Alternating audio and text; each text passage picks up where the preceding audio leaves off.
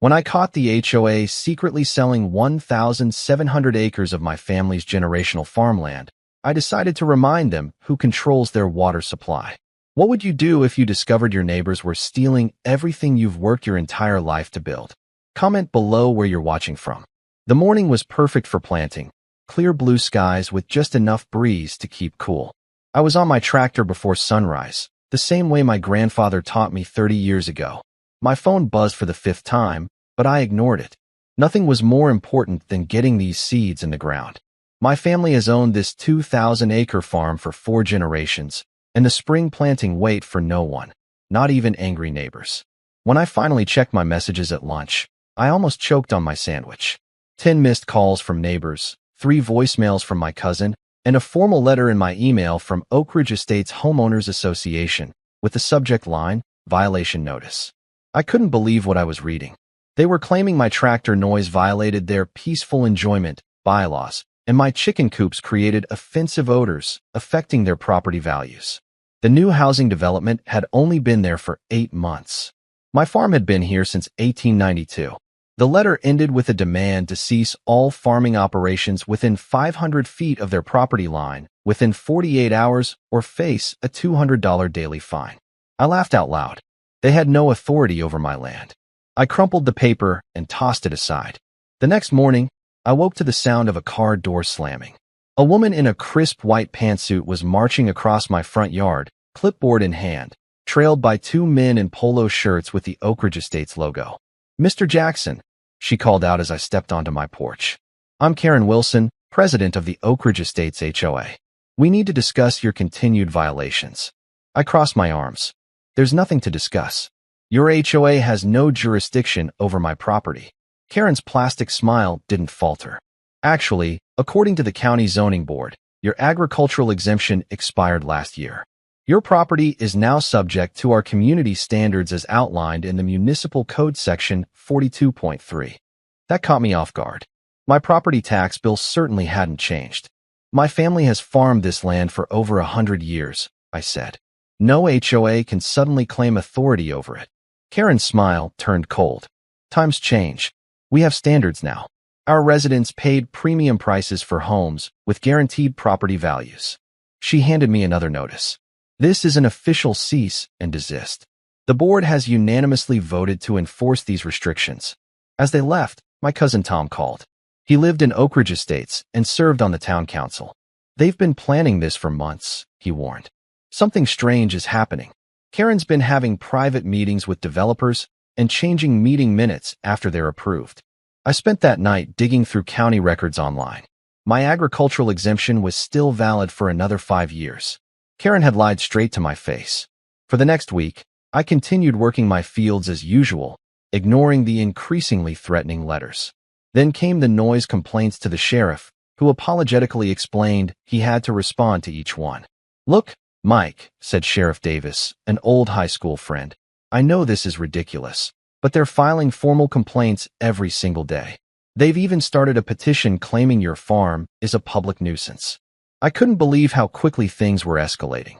"Dave, my family has been feeding this county longer than that development has had paved roads. What's really going on here?" He lowered his voice. "I shouldn't tell you this, but there was a closed-door meeting last week. County commissioners, some developer from the city, and the HOA board. They're pushing hard for some big project. That afternoon, I spotted strangers in suits walking my eastern fields, taking pictures and measurements. I drove my truck across the field to confront them. "Can I help you, gentlemen? You're trespassing on private property." A tall man in an expensive suit extended his hand. "James Miller, Westview Development Corporation. Just surveying the land for preliminary planning." "Planning for what exactly?" "This is my farm." Miller looked confused, consulting his tablet. "According to our paperwork, Westview purchased 1,700 acres from Oak Ridge Estates 3 weeks ago. Construction begins next month for the new Oak Ridge Commons shopping center and luxury condos." My heart nearly stopped. "That's impossible. I never sold my land to anyone." He showed me the digital documents on his tablet, survey maps of my eastern fields, bearing official county stamps and signatures. The owner listed was Oak Ridge Estates Community Trust. "There must be some mistake," I said, my voice suddenly hoarse. No mistake, sir, Miller replied. Perhaps you should contact Oak Ridge. The sale was finalized last month. I raced home and pulled out my property deeds from the safe. Everything looked in order, but something wasn't right. I called the county recorder's office. I need to verify the current ownership status of my property, I explained. The clerk took my information. One moment, sir. The silence stretched too long. Mr. Jackson, there appears to be an ownership division filing from 6 weeks ago.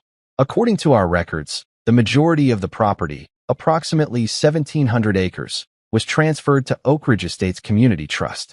You retain ownership of only the main house and surrounding 300 acres. My hands started shaking. That's impossible.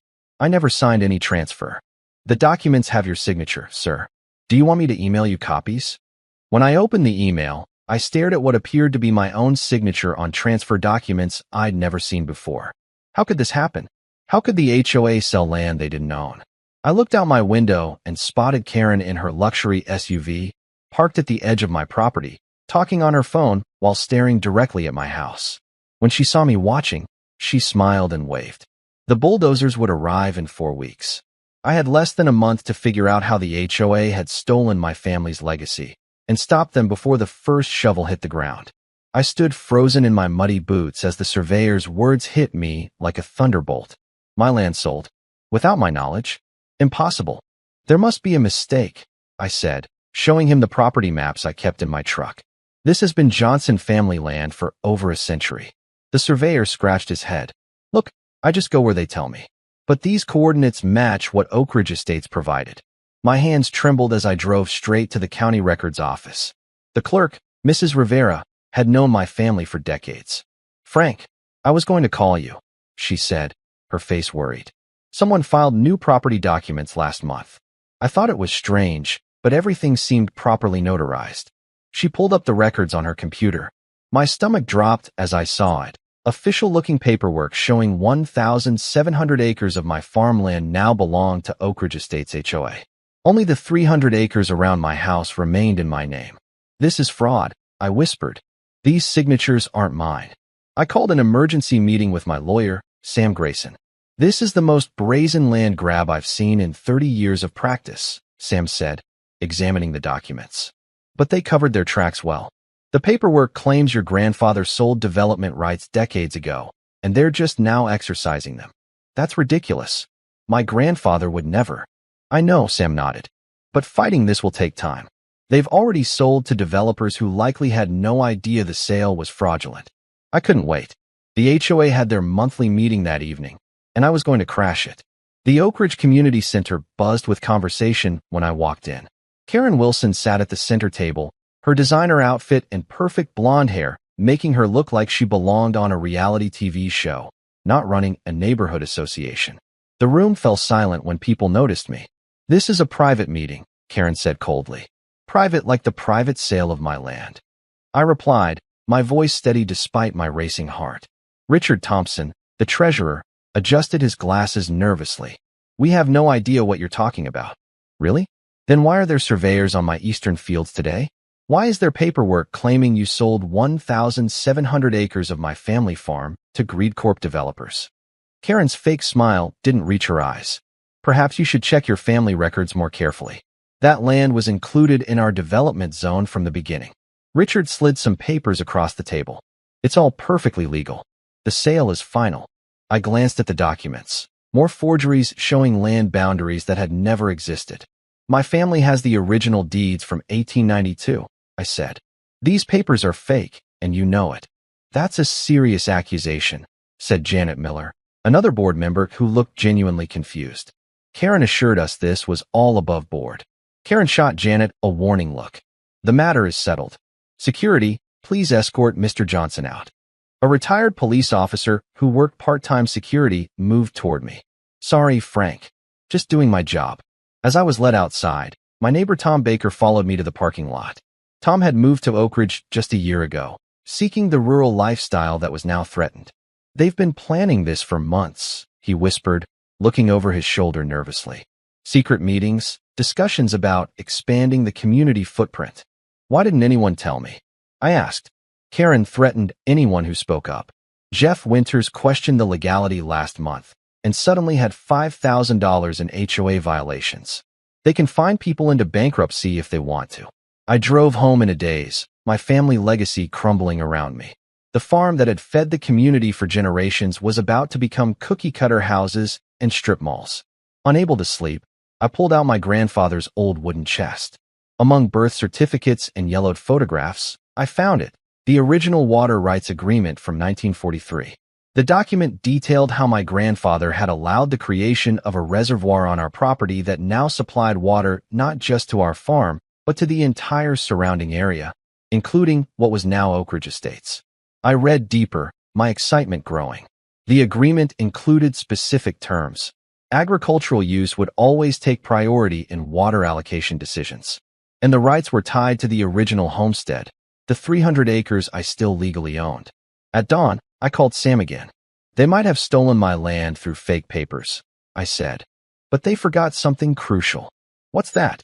Sam asked, yawning. Who controls their water? Sam was silent for a moment. Frank, be careful. This could get ugly. They started ugly, I replied. I'm just finishing it fairly. After hanging up, I noticed a bulldozer cresting the hill on my eastern field. Construction was starting already. Through binoculars, I could see Karen standing with men in suits, pointing excitedly at my best wheat field. I opened my laptop and began researching everything I could about water rights, easements, and local utility regulations. If they thought they could steamroll a simple farmer, they were about to learn how wrong they were. That afternoon, I visited old Mr. Patterson, who had maintained the county's water systems for 40 years before retiring. Of course I remember that system, he said, spreading out faded blueprints on his kitchen table. Your granddad was smart. The main control junction is right here, on your remaining property. Always has been. I took photos of the blueprints with my phone. What are you planning, Frank? Mr. Patterson asked, his eyes sharp despite his age. Just making sure I understand my rights, I replied. That night, as I walked my property line watching the lights of Oak Ridge Estates twinkle in the distance, I made my decision. I wouldn't just fight for my land. I would show Karen and her corrupt board exactly who they were messing with. I picked up my phone and made 3 calls, first to Sam, then to the local newspaper, and finally to the State Water Authority. The game was about to change. What I didn't know was that Karen had just hosted a champagne celebration for select HOA members and developers, promising them that construction would be finished within a year. Their property values would skyrocket, she assured them, and the eyesore farm would finally be gone. Little did they know what would happen when they turned on their taps tomorrow morning. The sound of bulldozers ripping into my family's farmland woke me at dawn. I rushed outside in my pajamas to find massive yellow machines tearing up the rich soil that had fed our community for generations. My stomach dropped as I watched crops being destroyed right before my eyes. Stop! You can't do this, I shouted, waving my arms frantically. The workers ignored me, continuing their destruction as if I wasn't even there. Karen Wilson drove up in her shiny black SUV, designer sunglasses hiding her eyes. She stepped out wearing high heels that sank into the soft earth. Progress waits for no one, she said with a smirk, taking photos with her phone. Oak Ridge Villas will be the most exclusive address in the county. 30 homes starting at just 7 figures each. I felt sick. This land grows food for thousands of people. You can't just turn it into luxury homes. We already did. Karen laughed, showing me her phone screen with a digital rendering of massive houses where my cornfields once stood. The papers are signed. The county approved the zoning change last week. As she drove away, I noticed she deliberately splashed mud onto my boots. I stood there, hands shaking with anger, watching years of hard work disappear under the bulldozer's tracks. My neighbor Emma called that evening. Have you seen what they're posting online? The HOA is bragging about their acquisition all over social media. I checked their page and found Karen posing with Richard Thompson and the developers, champagne glasses raised high. The caption read, "Expanding Oak Ridge Estates. Goodbye outdated farming. Hello luxury living." The comments section was filled with angry responses from locals who relied on my farm for fresh produce. At least the community was on my side, but that wouldn't save my land. That night, I couldn't sleep. I paced my kitchen until 3 a.m., reviewing every document my family had kept over the years. Birth certificates, death records, tax forms, and property maps covered my table. Then I found it, My great-grandfather's original water rights agreement from 1922. I read it carefully, then read it again. A slow smile spread across my face. At sunrise, I called my old college friend Sarah, now a water rights attorney. They didn't do their homework, she confirmed after reviewing my documents. Your family owns the water rights to the entire valley. The easement only grants usage to others as long as it doesn't interfere with agricultural needs. I knew exactly what to do. By noon, I was at the County Water Authority office filing paperwork. The clerk's eyes widened as she processed my request. Are you sure about this? She asked. This will affect hundreds of homes. I'm very sure, I replied calmly. I'm redirecting the water allocation as is my legal right. 2 days later, I was eating breakfast when my phone started buzzing with notifications. Facebook messages, texts, and voicemails poured in from Oak Ridge residents. Their water had slowed to a trickle, then stopped completely. Karen called 17 times before I answered. What did you do? She screamed so loudly I had to hold the phone away from my ear. Nothing illegal, I replied, buttering my toast. I simply exercised my water rights as specified in the original easement agreement. The document states I can prioritize agricultural usage. People need water to live. Richard shouted in the background. People need food too. I countered. I'm redirecting all water to my remaining 300 acres. I'm intensifying production there since you stole the rest of my farmland. Karen's voice turned sickeningly sweet. Listen, maybe we moved too quickly. We can discuss some compensation. The time for talking was before you falsified documents and stole my property. I interrupted. Now I'm just protecting what's left. I hung up and walked outside. The sun felt good on my face as I inspected the irrigation system I'd modified. Water that once supplied the entire valley now flowed only to my remaining fields. An hour later, 3 police cars pulled up my driveway. Sheriff Miller stepped out first. I'd known him since high school. Got complaints about water tampering, he said, looking uncomfortable.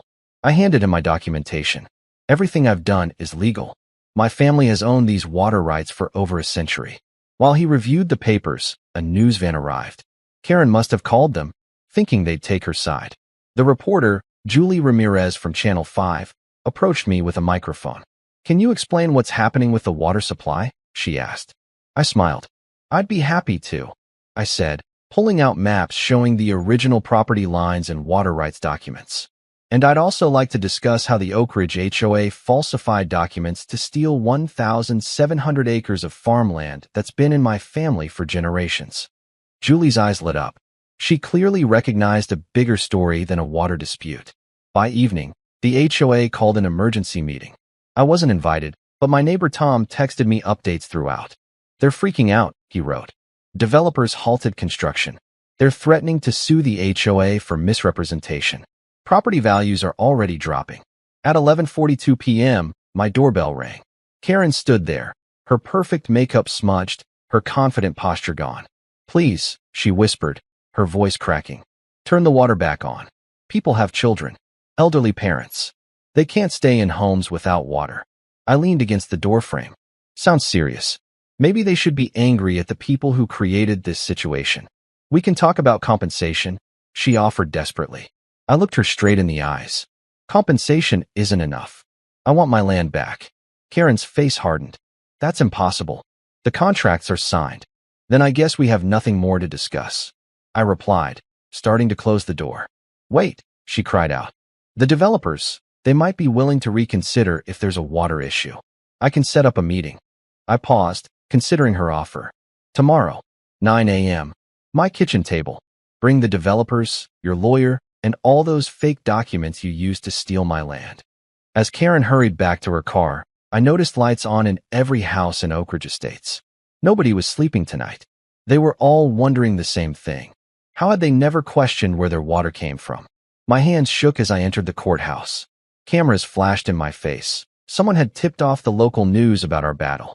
The judge had rushed our hearing after 3 days without water, had left Oak Ridge Estates in chaos. Some families had checked into hotels just to take showers. The courtroom was split down the middle. On one side sat Karen and the HOA board members in their designer clothes, looking confident. On the other side were my supporters, farmers in work boots and practical clothes who relied on my land for their livelihoods. All rise, The bailiff called as Judge Martinez entered. Karen smirked at me from across the aisle. She thought she had this in the bag. Little did she know what was coming. My lawyer, Ms. Rodriguez, started by showing aerial photos of my family's farm dating back to the 1950s. Your Honor, this land has been continuously farmed by the same family for over 130 years, she explained. I'd like to enter into evidence the original land grant from 1892. Karen's lawyer jumped up. Objection. Old documents are irrelevant. We have a modern, legal sale agreement signed just last month. Judge Martinez frowned. I'll determine what's relevant.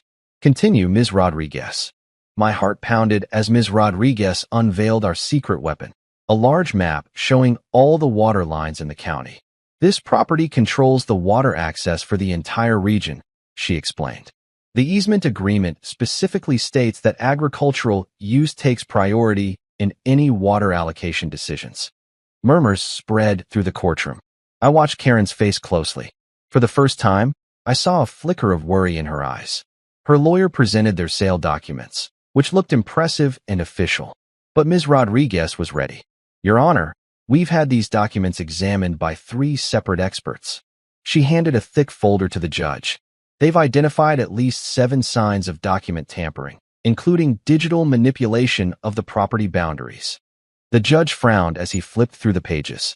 These are serious allegations. There's more, Ms. Rodriguez said. She nodded to her assistant, who wheeled in a cart with 5 boxes of documents. We've subpoenaed the bank records of the HOA board members. Karen's face went completely white. Richard, the treasurer, started sweating visibly. These records show unusual deposits to personal accounts of 5 board members within 48 hours of the land sale. Ms. Rodriguez continued. Deposits that match exactly 2% of the sale price, divided evenly among them. The courtroom erupted. Judge Martinez banged his gavel repeatedly. Order. I will have order. During the chaos, I watched Karen turn to Richard, her face twisted with rage. She was looking for someone to blame. We need a recess, her lawyer demanded. These allegations are completely unfounded, and we need time to prepare a response. The judge agreed to a 30-minute break. As people filed out, I stayed seated, trying to calm my racing heart. Tom slid into the seat next to me. You're winning, he whispered. Half the HOA members look ready to throw Karen under the bus. In the hallway, I couldn't help but overhear Karen and Richard arguing in a corner. You said this was foolproof. Richard hissed. Now we're facing criminal charges. Karen's perfect mask finally cracked. How was I supposed to know his family had some ancient water rights document? Nobody reads that fine print. Well, somebody should have. Richard snapped. The developers are already talking about suing us for misrepresentation. I pretended to check my phone while listening. This was better than I'd hoped. They were turning on each other. When court resumed, the mood had shifted dramatically. Karen's lawyer requested a brief consultation with the judge and my attorney. They spoke in hushed tones at the bench for several minutes. Finally, Judge Martinez addressed the court. Based on the evidence presented, I'm issuing an immediate injunction halting all development on the disputed 1,700 acres. I let out the breath I'd been holding. It wasn't over, but it was a start. Furthermore, the judge continued, I'm ordering a full investigation into the documentation provided by Oak Ridge Estates HOA. If evidence of fraud is confirmed, this matter will be referred to the district attorney's office. Karen's perfect posture collapsed. She looked like she might faint. As people began filing out, Mrs. Jensen, an elderly HOA resident, approached me. I had no idea they were doing this, she said quietly. Many of us didn't know. We just wanted nice homes. I understand, I told her. This isn't about punishing residents. It's about stopping corrupt leadership. The developer's representative was waiting for me outside. He looked nervous, pulling at his tie. Mr. Davis, he said, extending his hand. I want to make something very clear. We were misled by the HOA. Our company purchased that land in good faith. We had no idea the land wasn't theirs to sell. I studied his face, trying to decide if he was telling the truth. Your bulldozers destroyed crops that would have fed hundreds of families, I said. He winced. We want to make this right. We're planning to sue the HOA, but we'd rather work directly with you on a solution. I thought about all the people who depended on my farm, workers, local restaurants, families. Fighting would take years. Maybe there was another way. Come out to the farm tomorrow, I suggested. I have some ideas that might work for both of us. As I walked to my truck, Karen stormed past, flanked by her lawyer. She stopped when she saw me, her eyes filled with hatred. This isn't over, she hissed. You think you've won, but my husband plays golf with the mayor. We have connections you can't imagine. I just smiled calmly. You might want to save your energy for your legal defense, Karen. I hear fraud charges can be pretty stressful. Her face turned an alarming shade of red. For a moment, I thought she might actually throw a punch right there on the courthouse steps. Instead, she jabbed a finger toward me. You'll regret this. Nobody makes a fool of me. As she stalked away, Richard hanging back with a panicked expression, I noticed the news cameras capturing everything. Karen's threat had just been broadcast to the entire county. Tom appeared at my side. The other board members are already talking about holding emergency elections, he whispered. Nobody wants to go down with Karen's ship. I nodded, watching Karen's retreating figure. I'd won the first battle, but the war wasn't over.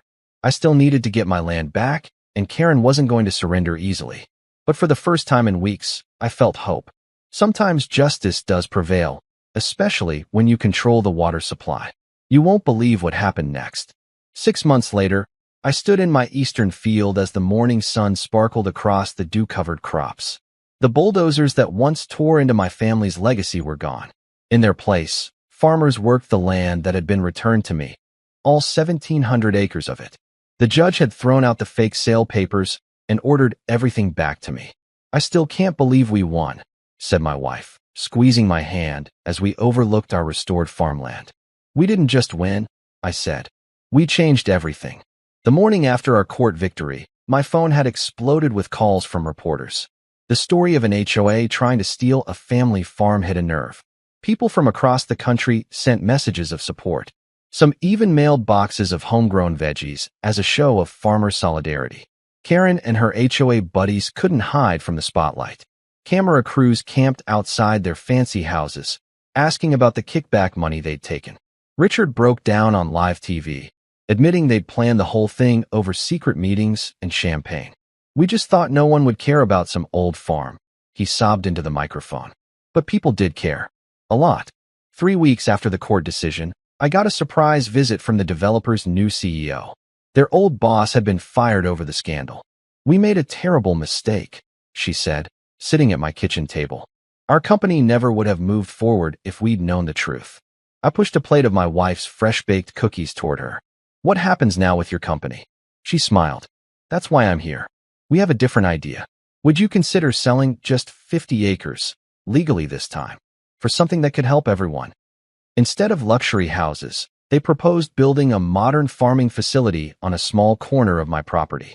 It would create jobs and process crops from farms all over the county, including mine. Plus, they'd fund a farming education center where city kids could learn where their food comes from. And the Oak Ridge HOA? I asked cautiously. They'll have no control over any of this, she promised. In fact, the next HOA meeting looked nothing like the old ones. Tom Baker, my neighbor who'd secretly tried to warn me, had been elected the new president after Karen and half the board resigned in disgrace. The remaining members voted unanimously to approve my new farming operation and create a buffer zone between our properties. Most of us moved here because we loved the country feel, Tom explained as we walked the property line together. We never wanted to destroy what makes this place special. The criminal charges against Karen and Richard moved forward. The district attorney had found bank transfers showing exactly how much money had lined their pockets from the fake land deal. Karen had to sell her big house after her husband divorced her over the scandal. I sometimes saw her driving past my fields, her face pinched with anger. As summer turned to fall, we broke ground on the new processing center. Local farmers came to celebrate, bringing pies and side dishes made from their own harvests. Even residents from Oak Ridge Estates joined in, including many who admitted they'd been bullied into silence by Karen's threats of massive fines. My grandfather was a farmer, one older gentleman from the development told me. I hated what they were trying to do to you. By winter, something remarkable had happened. The division between the farming community and Oak Ridge began to heal. We created a weekly farmers market in the space between our properties. Families from the development signed up for crop shares, paying upfront for boxes of fresh produce throughout the growing season. The water rights issue got solved too.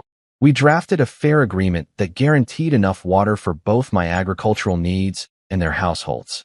In return, the HOA bylaws were permanently changed to protect farming activities from complaints. 1 year after our court victory, we hosted a community harvest festival on the very fields that had almost been stolen. Children from both the development and farming families ran through a corn maze together while their parents chatted over apple cider. As sunset painted the sky orange, I found myself standing next to Tom. "Do you ever wonder what would have happened if they'd gotten away with it?" he asked. I looked across the crowd of people enjoying food grown from this very soil. "I think about it every day, but then I remember something important." "What's that?" he asked. "People forget that fancy houses and perfect lawns don't feed anyone. This land doesn't just grow crops. It grows community." Tom nodded thoughtfully. Karen never understood that. She just saw dollar signs. I spotted my oldest son teaching an Oak Ridge teenager how to drive our smallest tractor, both of them laughing. "You know what the best revenge is?" I said, smiling at the sight. "It's watching her drive past every single day, seeing what she almost destroyed not only survive, but thrive. And knowing that while she lost everything, we all gained something better."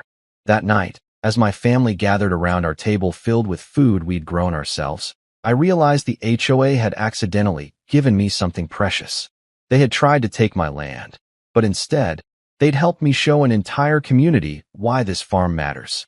And that lesson would feed people's hearts long after their fancy development had faded.